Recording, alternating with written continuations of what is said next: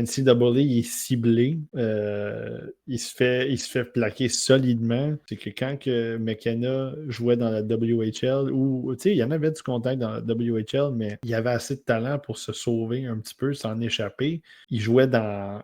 Il était sur la glace, il jouait libéré, il laissait parler son talent, il laissait parler ses qualités de playmaker, il laissait parler son tir, sa façon de manipuler les défenseurs.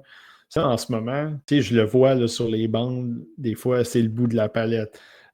Il rentre, il veut se débarrasser un peu rapidement ou il essaie de s'échapper de certains contacts. Défensivement, c'est un problème parce que justement, ça y en demande un peu plus. On lui demande d'en donner plus parce que, évidemment, c'est une ligue qui est meilleure. Je pense qu'il ne s'attendait pas à ce que ça soit aussi tough que ça. Puis là, je pense qu'il s'en rend compte. Il y a des gens qui ont dit c'est pas un talent générationnel. Moi, je pense que c'en est un, mais là, il faut qu'il active un peu. Macklin Celebrini, quand il était à Boston University, ses mensurations, c'était 6 pieds 190 livres. C'est quand même 25 livres de plus que ce que McKenna a présentement.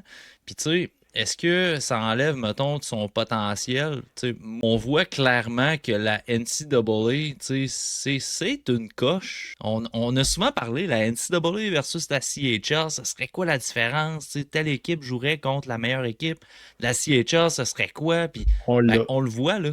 T'sais, Gavin McKenna dominerait dans la CHL présentement. Mais Gavin McKenna, à 165 livres dans la NCAA, il domine pas autant qu'on pensait. McKenna aurait pris 10-15 livres cet été avant la saison actuelle, puis peut-être qu'on n'aurait même pas cette discussion-là.